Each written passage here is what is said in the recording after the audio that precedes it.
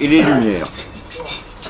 On pourrait croire un paradoxe, et pourtant, le premier jansénisme, on pense à Port-Royal, à Angélique Arnauld, et bien malin qui pourrait distinguer les premiers écrits d'Angélique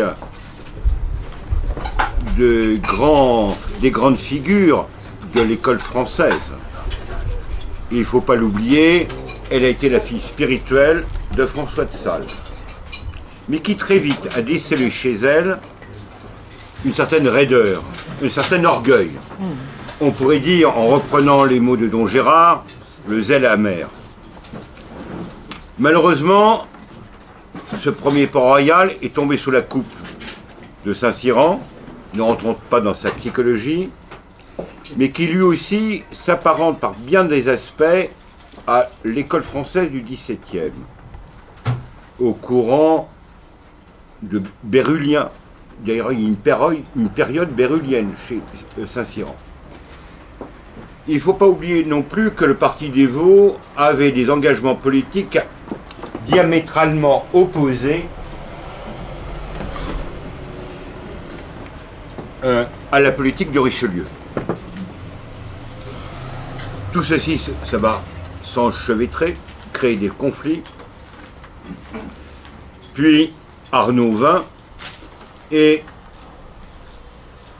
Louis XIV le notera dans ses mémoires pour des questions non essentielles au salut. L'Église de France s'est divisée.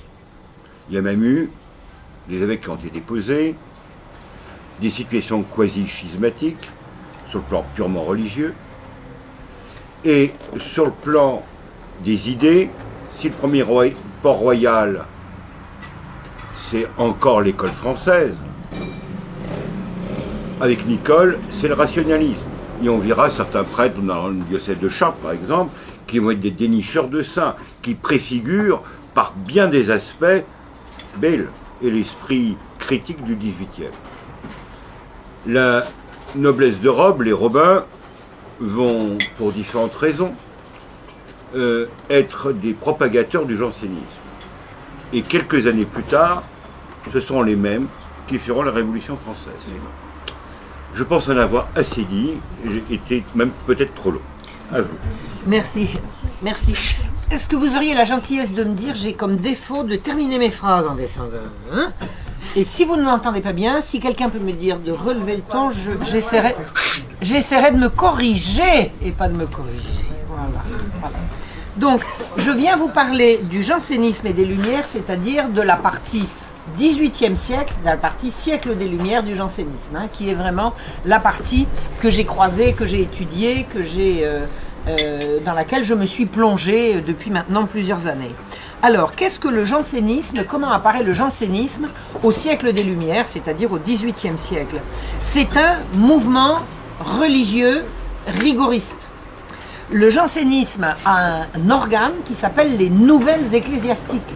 Quand on veut se reconnaître entre jansénistes, on a un journal qu'on lit, qu'on se passe, un journal qui n'est pas publié avec autorisation, mais qui est publié quand même, parce que les jansénistes ont beaucoup de moyens, et ils savent convaincre un imprimeur de travailler pour eux.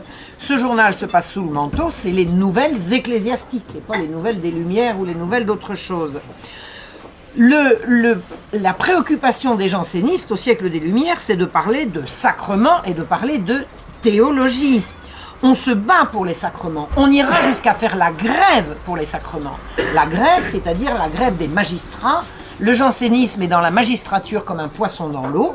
Les magistrats du Parlement de Paris iront jusqu'à faire grève pour des questions théologiques, des questions ecclésiastiques, des questions touchant au sacrement. Alors je ne vous raconterai pas l'affaire extravagante de l'hôpital général aujourd'hui, ça peut faire éventuellement l'objet d'une autre conférence, mais sachez que pour la direction à l'hôpital général, qui était une association caritative au milieu du XVIIIe siècle, le Parlement a mis la totalité de toutes les instances judiciaires, c'est-à-dire toute la cour des aides, le Parlement, le Châtelet, tout le monde s'est mis en grève pour avoir le dernier mot dans une affaire qui apparemment ne le justifiait pas. Je ne vais pas vous en parler plus avant aujourd'hui, mais sachez qu'il s'agissait de points de doctrine. Il s'agissait de points de doctrine, on parlait théologie. Quelle était l'obsession, le combat obsessionnel des jansénistes du siècle? Alors je pense que c'était déjà la même chose au siècle précédent, mais je vais vous parler de celui-là. Ils ont comme obsession de chasser, pourchasser et vaincre les jésuites. Ils ont une haine obsessionnelle des jésuites à qui ils reprochent ce qu'ils appellent leur morale relâchée. C'est-à-dire que les jésuites que nous avons, nous, avec le recul de 200 ans de laïcité, dont nous avons une vision non pas rigoriste, mais à tout le moins sévère, à l'époque, ils avaient une image rigoureusement inverse. Ils avaient une morale relâchée. C'est-à-dire que ce que revendiquent les jansénistes, c'est une morale rigoriste. On a toujours trop de plaisir, il faut toujours se priver du maximum. Les jésuites, disaient les jansénistes à l'époque, donnent l'absolution à des pécheresses qui vont danser le jour où elles ont reçu le Saint Corps de notre Seigneur Jésus-Christ. Ce jour-là, c'est le dimanche. Si les paysannes ne vont pas danser le dimanche, elles vont danser quel jour? Les autres jours, elles travaillent. Donc il y a une espèce d'obsession de poursuivre de leur rigueur et d'empêcher les petites gens de profiter de leur loisir et de leur vie, tout en restant de bons chrétiens. Hein. Le paysan du XVIIIe siècle est un bon chrétien, est un bon catholique. Et il y a ils ont une espèce d'obsession d'interdire aux gens de profiter de la vie, et ils en profitent pour pourfendre les jésuites qui, disent-ils, ont cette morale relâchée qui les autorise à donner l'absolution à tous ces mauvais chrétiens qui, le jour où ils ont reçu la communion, vont s'amuser. Bon, alors je me permets d'insister, si on ne s'amuse pas le dimanche, on va s'amuser quand? On ne va pas s'amuser pendant la semaine. Voilà.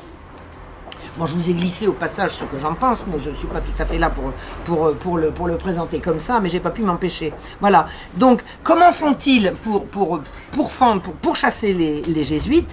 Eh bien, ils ont fait une chose qui a été extrêmement grave, c'est qu'à la mort de Louis XIV, qui les avait très durement pourchassés, très durement combattus, le régent, pour des questions tout à fait politiques qui n'étaient pas de l'ordre théologique, pour des questions uniquement politiques, avait rendu aux jansénistes, c'est-à-dire à la magistrature de Paris, tous les pouvoirs que Louis XIV leur avait enlevés. Les jansénistes sont arrivés au pouvoir, c'est-à-dire au conseil de régence organisé par Philippe d'Orléans, et la première chose qu'a fait le cardinal de Noailles en arrivant au conseil de régence a été d'interdire aux jésuites d'administrer les sacrements sur son diocèse. Alors si un prêtre ne peut pas administrer les sacrements, il peut faire quoi? C'était véritablement une façon de leur interdire d'être jésuite sur son ressort. Et il y a réussi. Il a inventé une chose. Alors il n'a pas véritablement inventé, mais disons il a mis en pratique ce qu'on appelait les billets de confession. Qu'est-ce que c'était que le billet de confession? Pour s'assurer que les jésuites n'allaient pas en douce, pendant qu'on ne regardait pas, administrer les sacrements qu'on leur avait interdit d'administrer. Quand un paroissien était mourant, on lui demandait, avant de lui administrer les sacrements, de fournir un billet sur lequel se trouverait le nom de son confesseur. Si le confesseur en question était jésuite, et on ne pouvait pas l'administrer, il fallait qu'il en trouve un autre. Ce qui était une façon véritablement absolument tyrannique d'interdire aux jansénistes d'exercer sur le diocèse. Alors, les jansénistes croyaient au miracle et ils ont organisé des faux miracles. C'est la partie la plus honteuse de ce jansénisme du XVIIIe siècle. Pour avoir le dernier mot, parce qu'ils n'arrivaient pas à l'avoir sur le plan des idées, ils ont organisé des singeries absolument abominables qui s'appelaient les miracles de Saint-Médard sur la tombe d'un prétendu saint qui était en fait un type piquelouche. Qui se faisait, il était confié en dévotion, il en est mort d'ailleurs, il se mettait des silices, il se fouettait, il se battait, etc. Et il demandait à avoir l'exclusivité de l'éducation des petits-enfants des paroissiens. Moi je leur aurais pas confié mon petit frère, vous je sais pas, mais toujours est-il que ce diacre Paris était mort prétendument en odeur de sainteté, et les paroissiens, enfin les paroissiennes, non, les bonnes amies de messieurs du Parlement qui allaient sur sa tombe étaient, paraît-il, prises de convulsions et de soubresauts miraculeux, et on a fait croire comme ça pendant des mois, et même ça a même duré quelques années, que sur la tombe du diacre Paris avaient lieu des miracles. Et la magistrature janséniste s'est faite là la complice de ces singeries qui étaient vraiment absolument odieuses. Je dis bien c'était des singeries et c'était plus grave que ça. D'abord c'était des exhibitions à caractère sexuel incontestable. C'était vraiment absolument affreux. Les filles se dénudaient, elles poussaient des cris. Pour les faire arrêter de pousser des cris, ils leur envoyaient des coups, ils les torturaient. Ça a été un spectacle de la dernière abomination. Quand le cardinal de Fleury, ça c'était après la Régence, hein, le cardinal de Fleury, c'est fin des années 20, début des années 30, a fait fermer le cimetière de Saint-Médard pour arrêter les singeries. Les jansénistes ont dit, ils ont écrit sur le fronton de l'entrée du cimetière, par ordre du roi, défense à Dieu de faire miracle en ce lieu. Alors, ça fait rigoler les gens qui ont envie de rigoler, mais c'est rigoureusement insultant pour une autorité royale qui est entièrement dans son devoir de raison et d'ordre public, de faire arrêter c'est pas des imbécilités, c'était vraiment c'était des abjections. C'était des abjections publiques dans lesquelles de pauvres filles qui n'étaient pas toujours très saines d'esprit acceptaient de se faire torturer, fouetter par des pervers. Enfin, c'était vraiment absolument abominable. Et ça a été, dans ces années-là, le quotidien de tout ce monde janséniste qui tenait la dragée haute au roi, qui tenait la dragée haute à l'église et qui voulait absolument imposer leur rigorisme et leurs obsessions. Voilà. Donc, qu'est-ce que c'était que le monde des jansénistes? C'était majoritairement, pas du tout exclusivement, mais majoritairement, le monde de la magistrature. Voilà.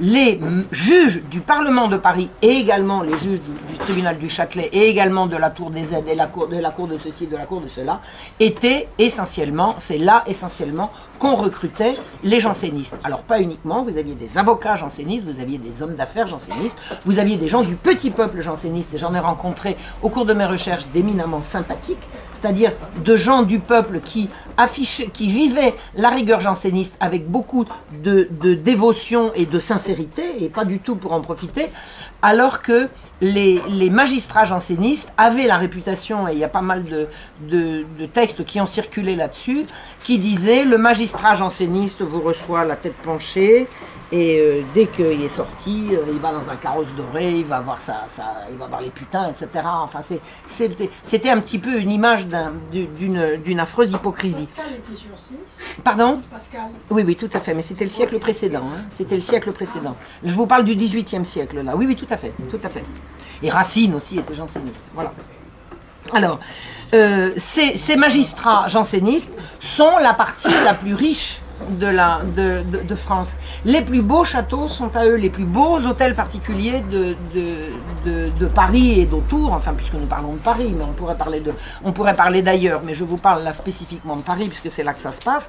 Les plus beaux hôtels particuliers que vous pouvez voir encore aujourd'hui sont les hôtels particuliers des magistrats.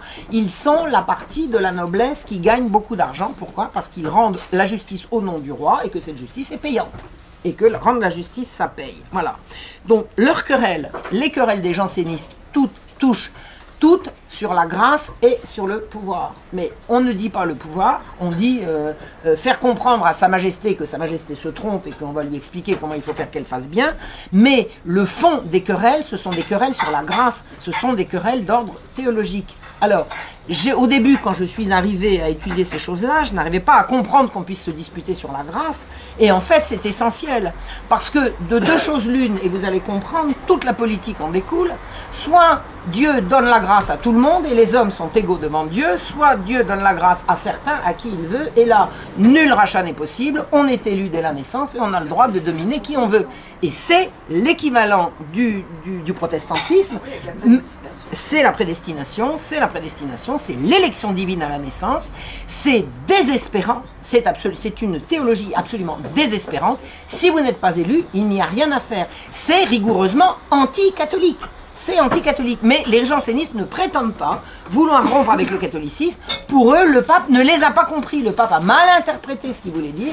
Non, c'est pas ça que sa sainteté a compris. Donc le roi se trompe tout le temps, le pape se trompe tout le temps. C'est eux qui savent. Voilà. Leur arène, c'est la Sorbonne, la faculté de théologie au cœur de Paris. C'est eux qui la tiennent. Voilà.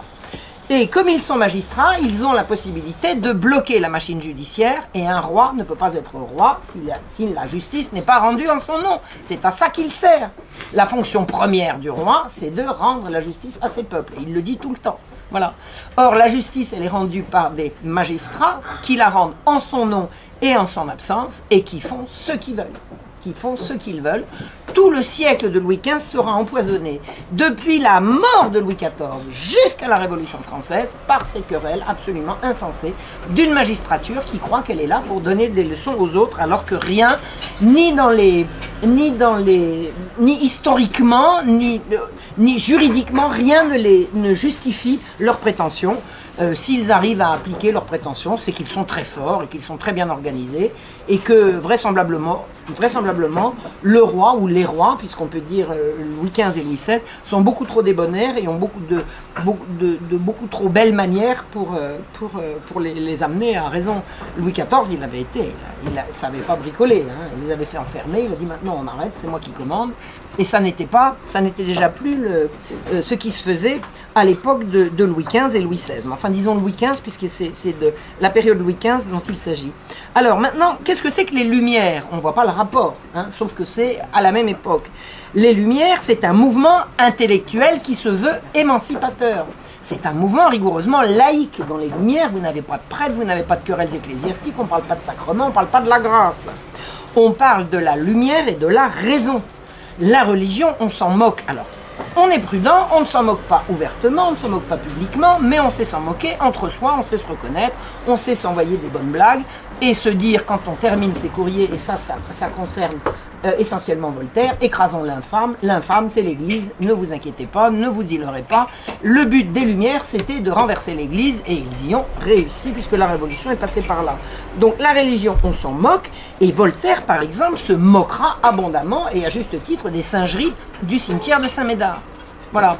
En plus, Voltaire, il avait deux raisons pour une de se moquer des singeries de Saint-Médard, c'est qu'il avait un frère qui en faisait partie. Alors je ne sais pas ce que faisait le frère de Voltaire au cimetière de Saint-Médard, je ne sais pas dans quelle mesure il a participé, mais effectivement le frère de Voltaire était janséniste et c'était à cette époque-là et il n'était pas très fier d'avoir un frère qui donnait sa caution à des imbécilités et surtout à des spectacles d'un scabreux et c'était vraiment abominable. L'affaire des convulsionnaires, on appelait ça les convulsionnaires de Saint-Médard, c'est vraiment une tache sur cette partie du siècle. Voilà. Alors pour qui se battent les Lumières? Eh bien on se bat pour l'économie. L'économie, c'est une notion nouvelle. L'économie, c'est on vient d'inventer l'économie. Alors on écrit ça O-E, économie, hein, comme écuménique. Hein, j'ai connu un type qui voulait me contredire et qui a parlé du journal écuménique, il ne savait pas lire. C'est moi qui avais raison en l'occurrence. L'économie, c'est à cette époque que ce sont les Lumières qui inventent le terme et on va raisonner la société en fonction de données rationnelles. Et c'est la raison, c'est plus la grâce. Là, on ne se bat plus pour la grâce, pour les sacrements, va se battre pour la raison et pour l'intelligence, mettre l'intelligence et la raison au pouvoir. Donc, trois noms, on peut résumer, admettons, trois noms essentiels pour parler de cette époque et définir ce qu'ont été les Lumières. Quesnay, François Quesnay, qui a inventé laisser-passer. Vous avez Gournay qui a inventé laisser-faire et Voltaire qui a fait la promotion de tout ce monde-là. Voilà, ce sont les trois noms principaux, il y en a beaucoup plus. C'est quoi les Lumières? C'est avant tout Diderot, l'encyclopédie. L'encyclopédie, le gros dictionnaire qui va dire pour la première fois, on va pouvoir faire le catalogue de tous les savoirs et de toute l'intelligence du siècle et grâce à nous, alors ne nous y trompons pas, l'encyclopédie c'est un projet maçonnique, c'est sûr, c'est clair, on a les noms, on sait qui. L'encyclopédie c'est un projet maçonnique. Au moment où Diderot, qui a été recruté par un monsieur qui s'appelait Le Breton, et qui, est-ce que c'est Le Breton qui l'a, enfin Le Breton faisait partie de la chose, je ne sais plus, peut-être que je dis une bêtise au niveau de la personne qui a recruté Diderot, mais le projet était de demander à Diderot de faire un dictionnaire de l'ensemble des savoirs avec lesquels, devinez quel était l'objectif, ben, c'était également d'écraser l'infâme, on ne le dit pas mais on va le faire. Au début de la sortie de l'encyclopédie, quand ils ont préparé leur prospectus et qu'ils ont annoncé au public ce qu'allait être l'encyclopédie, les jésuites ont applaudi à deux mains en disant c'est magnifique, c'est très beau. Quand les premiers articles sont arrivés et qu'on s'est rendu compte de ce qu'était la teneur de l'encyclopédie, les jésuites ont dit halte là, ils ont essayé d'alerter Sa Majesté et c'est là que a pu commencer tout le cirque consistant à faire croire que l'Église s'est dressée contre l'élaboration d'un savoir accessible à tout le monde alors que c'est exactement l'inverse. C'est l'encyclopédie qui s'est dressée dressé à partir d'un savoir réservé à une élite contre le savoir pour tous. En l'occurrence, le savoir pour tous tel qu'il était diffusé par les jésuites. Voilà. Ce qu'il y a, ce qu'on peut dire de commun d'emblée entre les rigoristes jansénistes et les gens des Lumières, c'est qu'ils détestent les jésuites autant les uns que les autres. Les jésuites pour les Lumières, ce sont les représentants honnis d'une religion honnie. Alors j'insiste, on ne disait pas qu'on détestait la religion, on disait à l'époque qu'on défendait la vraie religion, on ne se serait pas permis. Mais je vous assure que les attaques, c'était de s'en prendre à l'Église et à ses représentants les plus brillants, les plus à même de se défendre ou de défendre l'Église, en l'occurrence les jésuites. Les Lumières se sont également battus, ce sont eux qui le disent, pour la justice.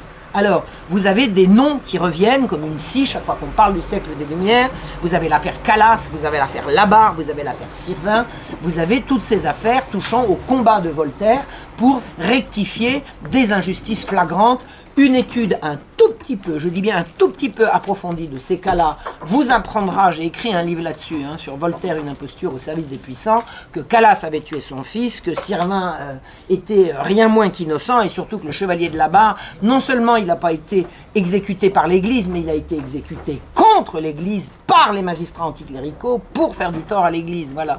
Donc tout ça, tout ce cirque consistant à présenter les Lumières comme des gens qui combattaient pour la justice, c'est un mensonge absolument éhonté, mais à l'époque, c'est au moins ce qu'ils disent, c'est comme ça qu'ils aiment se présenter, et incidemment, c'est comme ça qu'on continue de les présenter, jusqu'à ce qu'on fasse une rectification historique de tous ces mensonges-là. On continue de croire que Voltaire s'est battu pour la tolérance et la justice, alors que c'est exactement l'inverse. Ça n'est pas non seulement faux, c'est l'inverse, c'est le contraire. Voilà. Donc, qu'est-ce que c'est que le monde des Lumières? C'est le monde de la bourgeoisie montante. Il y a dans les Lumières quelques particules. Pas trop. Les Lumières, c'est quand même essentiellement des gens sans particules. C'est la bourgeoisie montante, la bourgeoisie marchande, la bourgeoisie qui a de l'argent et contre laquelle, en direction de laquelle, un certain nombre de nobles qui ont perdu des fortunes vont vouloir se rapprocher. Les nobles courent après l'argent des bourgeois qui eux-mêmes courent après les particules de la noblesse. Il y a des rapprochements qui se font comme ça. Mais globalement, les Lumières est un mouvement qui éclot et qui se trouve bien dans le monde de la bourgeoisie. Voilà. On raisonne sur la raison, on ne parle pas de la grâce. Les encyclopédistes se moquent du tiers comme du quart, de savoir si Dieu a donné la grâce aux uns ou aux autres. Ce qui les intéresse, c'est la raison. Et vous allez voir qu'ils ne sont pas si éloignés que ça les uns des autres. Les encyclopédistes, le mouvement des Lumières, a été très proche de la cour. Ils avaient leurs entrées à Versailles. Par l'intermédiaire de qui? De Madame de Pompadour. Voilà. Alors, savoir que Madame de Pompadour était encore une toute petite fille, qu'elle était déjà destinée par le milieu financier dans lequel elle avait vécu à devenir la maîtresse du roi.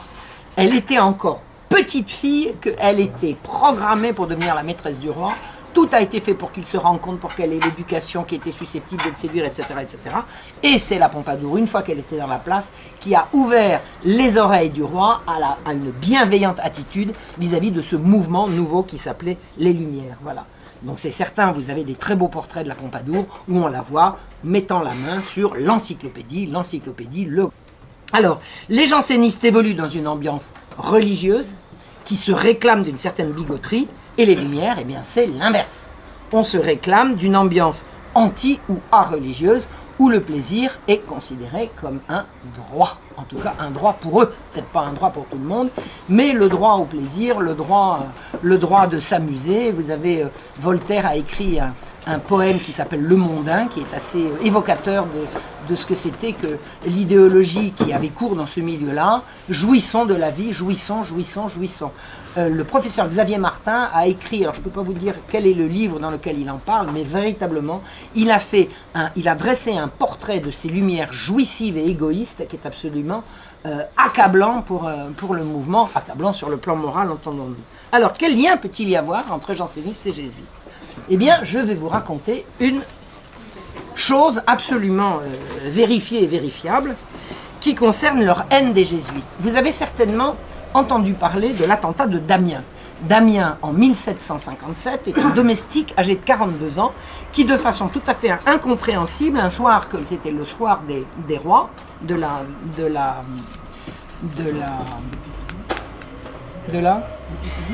l'épiphanie, comme si je connaissais pas, c'est l'émotion, le soir de l'épiphanie, le roi sort du château de Versailles dans la cour de marbre et il est attaqué par un monsieur qui s'appelle Damien, Robert-François Damien.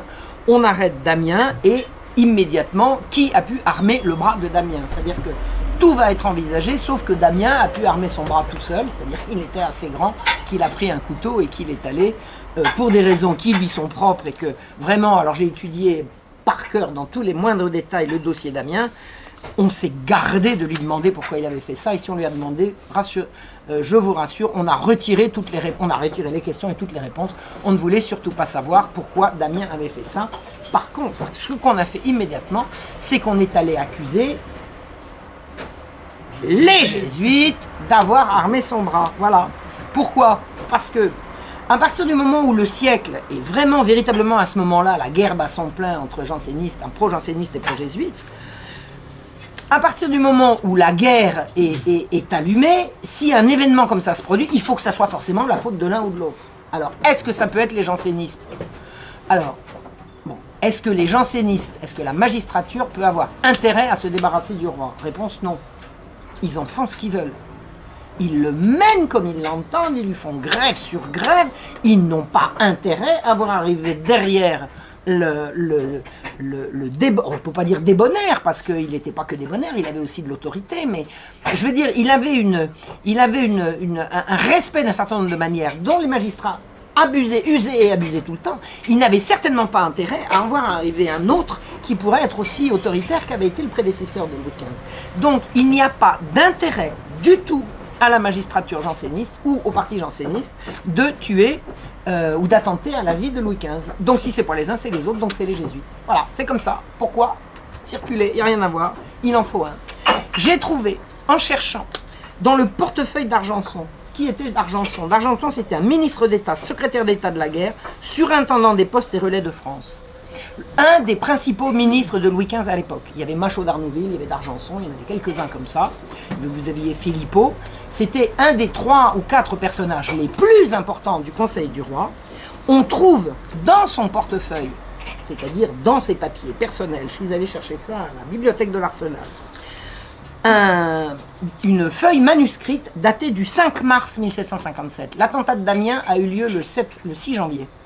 5, 6, 2 mois avant. 6 janvier, 5 ou 6 janvier 1757. Et qu'est-ce qu'on trouve? On trouve, s'il est né, on parle de Damien, et s'il a vécu comme on l'assure dans une condition basse, il est évident que cela seul, par cela seul, que ce n'est qu'un émissaire d'ennemis secrets qui lui ont communiqué leur fureur. Un homme sans nom et sans état dans la société civile ne peut avoir aucune sorte de mécontentement personnel qu'il est armé contre le roi. Les considérations que je viens de vous lire sont des considérations que dans son fort intérieur, ou en tout cas dans son cabinet, le comte d'Argenson écrit, ou à tout le moins lit pour lui-même. Il n'est pas possible que Damien ait agi par lui-même. À propos des opposants à la bulle, c'est-à-dire les jansénistes, la bulle Genitus, c'était la bulle du pape qui avait la bulle de 1713, qui avait condamné le jansénisme comme hérétique. Donc tous les pro-jansénistes étaient opposés à la bulle. Donc ce que nous dit d'Argenson à propos des opposants à la bulle, ils ne sont d'ailleurs unis par aucun lien qui annonce une association dangereuse. Donc il élimine l'hypothèse que ce soit les jansénistes qui est armé, celui qui ne peut pas s'être armé tout seul. D'accord? Et il continue. On ne persuadera jamais au public qu'un homme d'une condition servile, qu'un laquais, il était valet, hein, Damien, se soit déterminé par malice propre, sans impression venue d'ailleurs. Donc le raisonnement continue, ça peut pas être lui, ça peut pas être les jansénistes, et le public ne croira pas qu'il ait fait ça tout seul. Moralité, il faut trouver des complices, ça va être, vous avez compris, il dit, à propos des jésuites, il serait temps que cette société, née pour la destruction comme on le présagea dès son berceau, fût réduite enfin à l'impuissance de nuire. C'est-à-dire que ce que nous dit d'Argenson là, dans ce texte, daté du 5 mars 1757, c'est que non seulement c'est les jésuites, mais on va en profiter pour s'en débarrasser, parce que ça commence à bien faire. Et on a là affaire à un proche du roi. Et le roi n'a jamais pris position contre les jésuites. C'est un très très proche de Louis XV d'Argenson. Et il dit, je ne crois pas que les prétendus jansénistes craignent le succès de l'information la plus exacte. Même le public paraît n'avoir à ce sujet aucun soupçon sur leur compte. C'est-à-dire, on ne pourra pas charger les jésuites, les jansénistes, le public ne le croira pas, on peut charger la mule, on peut y aller. Allons-y, ça va être les jésuites, on peut y aller. D'Argenson, à ce moment-là, était directeur de la librairie et protecteur des philosophes et ami de Voltaire. D'Argenson avait fait ses classes au collège Louis-le-Grand sur les mêmes bancs que Voltaire. Donc d'Argenson étaient deux frères, Marc-René et Marc-Pierre, appelons-les René et Pierre. Ils étaient contemporains à un an près de Voltaire et ils avaient fait leurs humanités au collège Louis-le-Grand chez les jésuites qui leur avaient tout appris et ça ne les a pas empêchés de se retourner de la façon que je vous raconte. Voilà.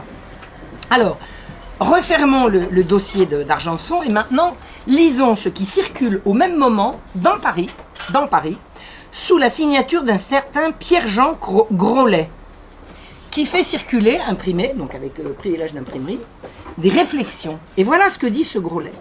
S'il est vrai, comme on l'assure, que le coupable est né et a vécu dans une basse condition, il est évident par cela même qu'il est l'émissaire d'ennemis secrets qui lui ont communiqué leur folie, car un homme sans nom et sans valeur dans la société ne peut avoir éprouvé aucune sorte de ressentiment personnel qui ait pu l'armer contre le roi. Par ailleurs, rien ne montre qu'il ait été vénal ou séduit. C'est exactement le même raisonnement que celui d'Argenson. C'est pas au même endroit, c'est pas le même lieu, c'est pas exactement les mêmes mots, mais c'est là exactement la même idée. Et à propos des jésuites, Grolet écrit, et donc publie, « Ceux qui seront chargés de l'information contre l'assassin ont-ils besoin d'être avertis de toute l'habilité des jésuites pour cacher leur coup ?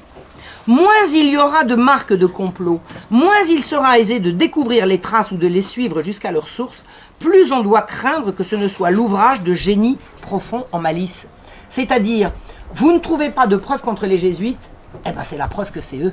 C'est ça que ça veut dire. Ce qui semblerait d'abord des indices peut n'être que les leurs préparés pour détourner ailleurs les soupçons. Il serait aisé d'appliquer cette réflexion à plusieurs circonstances de cet événement. Ça, c'est la preuve par l'absence de preuve.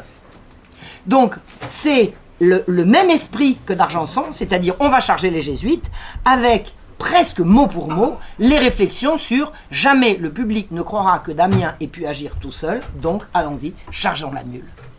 Et ça, c'est Grolet qui se trouve être, je vous le dirai dans 5 minutes. Ensuite, on trouve à la même époque, sous la signature de Lepage, signature le 5 mars, Lepage, dont toutes les archives sont aux archives de Port-Royal, là, rue... pas loin, c'est dans le 14e, je crois, les archives de Port-Royal. Si vous voulez aller faire un tour aux archives de Port-Royal, on est magnifiquement reçus. Ce sont des gens tout à fait gracieux et aimables. Et c'est eux qui ont toutes les archives de Louis-Adrien Lepage, qui était le rédacteur des Nouvelles Ecclésiastiques. C'est le chef de toute la coterie pro-janséniste de Paris, de France et de Navarre. Lepage, c'est le scripteur des Nouvelles Ecclésiastiques et le maître d'œuvre de toute campagne contre les jésuites et pour les jansénistes. Il écrit le 5 mars, même date que d'Argenson, que Damien ne pouvait pas avoir agi seul et avait été de longue main lié aux jésuites. Ce que Louis-Adrien Lepage écrit dans ses notes, ce sont des notes, ce n'est pas des publications, ce sont des notes, ce sont des brouillons pour lui. Il gardait tout. Il écrivait 3 mots, il prenait le papier, il le mettait... Tout ça, c'était classé absolument magnifiquement.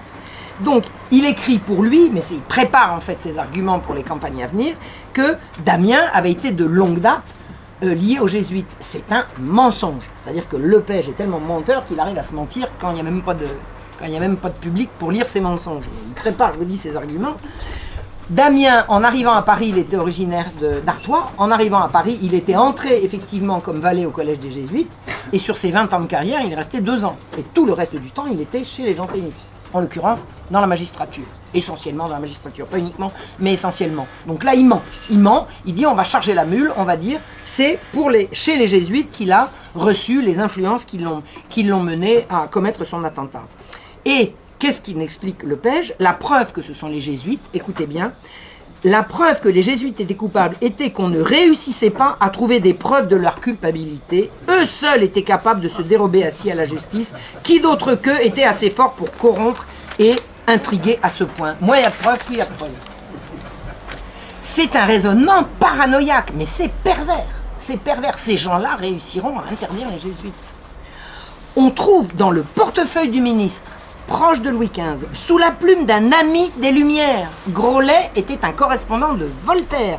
J'ai trouvé des lettres de Voltaire à Groslay, le félicitant de ce qu'il a fait, de ce qu'il a écrit, et ceci et cela.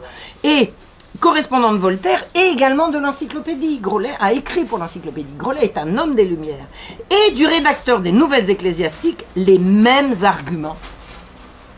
Les Lumières, le gouvernement, enfin, proche de Louis XV et les Nouvelles Ecclésiastiques, c'est-à-dire les jansénistes, développent les mêmes arguments. Je ne vais pas vous raconter ici le procès d'Amiens que j'ai étudié en long, en large et en travers. Tout le procès d'Amiens n'est qu'une énorme tromperie, et du roi et du public. Tout a été faussé, truqué, bidouillé, falsifié. C'est une honte. J'ai même trouvé des faux enregistrements au Parlement de Paris. Le Parlement de Paris a scellé, écrit à la main, scellé et signé des faux. Faux sur la date, faux sur le chiffre, faux sur les... C'est absolument monstrueux.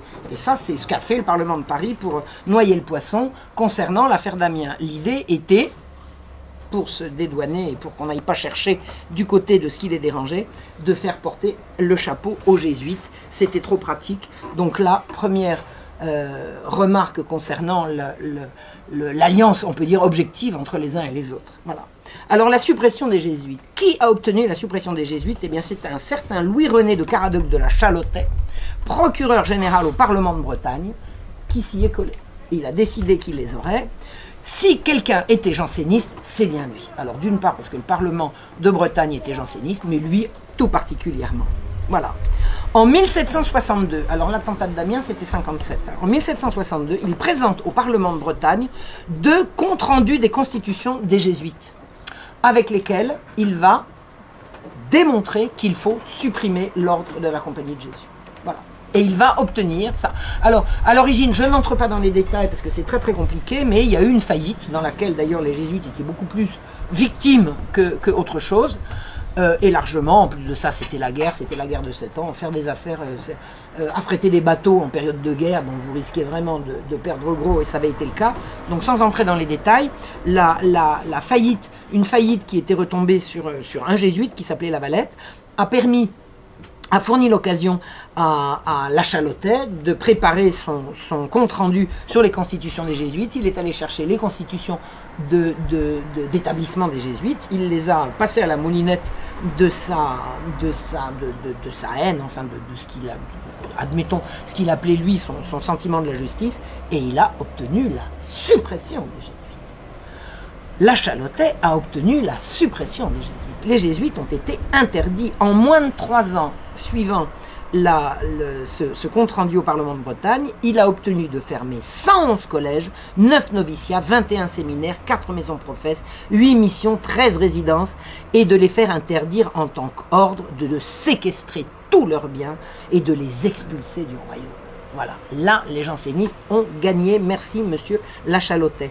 12 000 exemplaires du compte-rendu de monsieur La Chalotais se sont enlevés à Paris comme des petits pains en quelques semaines. Voltaire, de Genève où il était à l'époque, a annoncé en mai qu'il éditait les comptes rendus des constitutions des jésuites de monsieur La Chalotais pour les faire diffuser autour de lui. Les jansénistes ont gagné. Qui va triompher? Les Lumières. Les jansénistes ont gagné, les Lumières triomphent. On trouve dans... Alors, les Lumières et l'encyclopédie. Voltaire n'était pas collaborateur de l'encyclopédie. Il était un peu leur mentor, mais il ne collaborait pas directement avec l'encyclopédie. Mais enfin, il faisait quand même partie de la coterie. Et il a écrit, au moment de la publication des constitutions des jésuites, que les constitutions des jésuites, il a vanté cet ouvrage en disant que C'était un ouvrage qui s'élevait contre les constitutions des jésuites et le fanatisme qu'elles renferment et contre la barbarie de l'éducation française. Ce que Voltaire vante dans cette publication, c'est que grâce à la Chalotais, on peut dénoncer la barbarie du système d'éducation tel que les jésuites l'avaient promu à travers toute la France. Nous y reviendrons. Diderot, lui, dans l'encyclopédie, va écrire lui-même, alors pas lui-même tout seul, mais lui-même de toute façon, a signé cet article. Il a signé l'article à J comme jésuite. Alors, je vous recommande, c'est très facile d'accès, vous avez certainement tous Internet maintenant. Vous ouvrez l'encyclopédie Lexilogos et vous allez chercher dans Lexilogos, encyclopédie Diderot d'Alembert, et vous appuyez sur J comme jésuite. Et vous allez voir tout ce que je vous raconte. À l'article jésuite, Diderot écrit, alors c'est une toute petite partie, bien évidemment, il y en a des tartines, je vous en ai extrait quelques-unes. Il écrit « Aux vœux d'obéissance faits au pape, les jésuites joignirent ceux de pauvreté et de chasteté qu'ils ont observés jusqu'à ce jour, comme on sait. » Comment ça s'appelle, ça? De la médisance, de l'insinuation calomnieuse. S'il y avait eu contre les jésuites la moindre imputation d'affaires de mœurs dans leur collège, vous pensez bien que ça serait su. Les magistrats jansénistes avaient suffisamment d'informateurs, ils étaient suffisamment procéduriers, s'il y avait eu la moindre plainte, ils l'auraient instruite. Il n'y en a pas. Il n'y en a pas. Donc dans les collèges, les jésuites ont été... Alors, je ne peux pas dire qu'ils ont été remarquables en tout, parce que je crois qu'ils ont été assez violents dans leur... il y a différentes dénonciations qui ont été faites, qu'ils étaient violents dans leur correction, mais il n'y a pas d'affaire de mœurs. Il n'y a pas d'affaire de mœurs chez les jésuites. Ou alors, leurs pires ennemis les ont savamment cachés, on ne voit pas à quel titre. Il écrit, en 1641, il fait l'historique des abominations faites par les jésuites, en 1641, ils allument en Europe la querelle absurde du jansénisme qui a coûté le repos et la fortune à tant d'honnêtes fanatiques. Fanatique à l'époque, c'est pas comme aujourd'hui, c'est inspiré. Donc, ce que Diderot nous écrit, c'est que la querelle janséniste a été allumée par intolérance par les jésuites. Mais attendez, c'est pas les jésuites qui ont interdit le jansénisme, c'est le roi. C'est-à-dire qu'en présentant les choses comme ça, ils font du roi la marionnette des jésuites. Est-ce que vous croyez que c'est crédible? Est-ce que Louis XIV était la marionnette des jésuites? Ça n'est évidemment pas crédible. D'autre part, s'en prendre aux jansénistes dans cette querelle de la Constitution Unigenitus, de la bulle Unigenitus, c'était leur reprocher de vouloir que Jésus soit mort sur la croix pour les uns et pas pour les autres. Je veux dire, le fondement du catholicisme, c'est quand même de dire que Jésus est venu pour tous les hommes. Et pour les jansénistes, non, pas pour tous les hommes, juste pour nous. Pour les autres, non. Donc il est bien évident que dans cette querelle, en écrivant ça, Diderot prend parti pour les jansénistes. Ce qui est absolument inadmissible. Je vais vous citer Saint-Cyran, le fameux Saint-Cyran du début du mouvement. Il écrivait, écoutez bien, « La prédestination n'est rien que l'amour éternel que Dieu porte à certains enfants d'Adam, après les avoir vus tous tomber dans la damnation par le péché de leur père, y laissant les autres et n'ordonnant rien pour eux que l'enfer qu'ils ont mérité. » C'est ça le jansénisme. Dieu donne la grâce à ceux qu'il a élus et les autres seront damnés sans rien pouvoir y faire. C'est totalement contraire à la doctrine catholique. C'est clair, c'est anti-évangélique. Et il est dit, vous voyez par là l'obligation qu'ont à Dieu ceux qui se sauvent, de les avoir séparés avant qu'ils fussent nés de la compagnie des autres hommes. Les jansénistes sont élus dans le ventre de leur mère. C'est une monstruosité par rapport au dogme catholique. Et c'est ça que le pape a condamné, et c'est ça que Louis XIV a condamné, et c'est ça que ces gens défendent. Et qui prend la défense là des jansénistes? C'est Diderot. C'est Diderot qui reprend ça.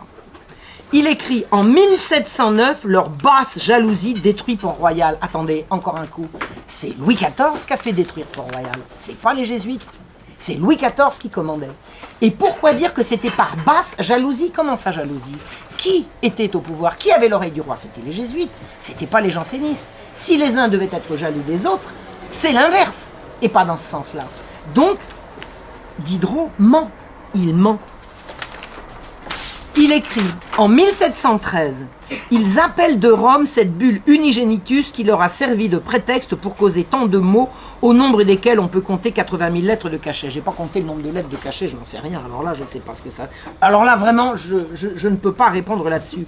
Mais c'est de nouveau imputé aux jésuites d'être responsables d'une décision du pape. Le pape a lu les écrits jansénistes, il a dit c'est hérétique. Le jansénisme est hérétique, le pape a pris la décision de condamner l'hérésie janséniste, et Diderot arrive en disant c'est eux qui ont tenu la main du pape. Mais c'est prendre à la fois les jansénistes pour des monstres, on a compris, mais le pape pour un pantin. Et je ne crois pas que le pape était un pantin. Et alors, il endosse totalement la version janséniste du conflit. En écrivant cet article sur les jésuites, Diderot prend fait et cause pour la version janséniste du conflit, et cette version est mensongère de A à Z. Là, je ne prends pas parti pour ou contre la grâce pour les uns et pour les autres. Ce que je peux vous dire, pour avoir vérifié, tous les arguments des jansénistes sont tous mensongers. Mensongers. Ils mentent comme ils respirent.